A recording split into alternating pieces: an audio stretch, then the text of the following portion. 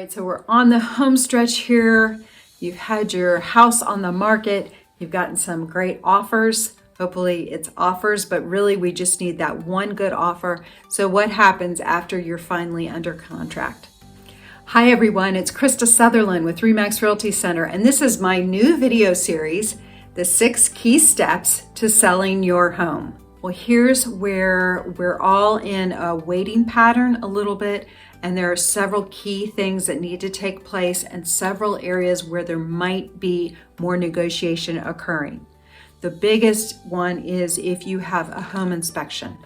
So it is the job of a home inspector to come in and look at every nook and cranny to see any possible issues that might be there that you as a seller have not been aware of, because we always have to disclose anything that we know is a problem. This can be a little bit of a frightening process for the buyers because they're going to get this massive report filled with pictures, filled with suggestions for them. And sometimes that can cause a little bit of angst on their part. They always have the right to cancel their contract if it just seems insurmountable. The most ideal situation, if anything should come up, is negotiating. Oftentimes the negotiation leads to the seller giving a bit of credit back to the buyer in terms of funds, and then letting the buyer use the money for the repairs if necessary. Now, these are different than latent defects. A latent defect is something that will either cause physical harm to the new buyers, or it's just a massive, let's say, a structural problem in your home. These have to be addressed by the seller. And if the buyer decides not to pursue the sale of the home, the seller is still responsible to make those home repairs because you are now aware of them. So you cannot just overlook them. You're going to have to make those home repairs. The next hurdle has to do with appraisals.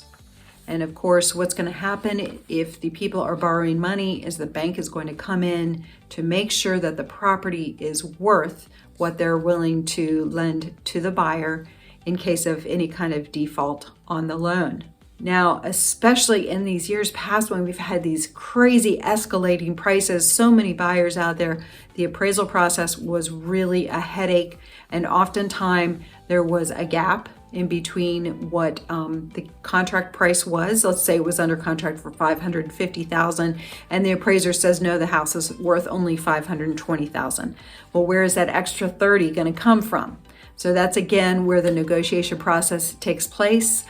Sometimes the buyer would kick in more cash, or the seller would come down in their price, or both of those things would occur. After that, you're pretty much waiting on the title company to do a title search. If there's an HOA, the buyer will also review those documents before going to closing, and then you're pretty much good to go. Congratulations.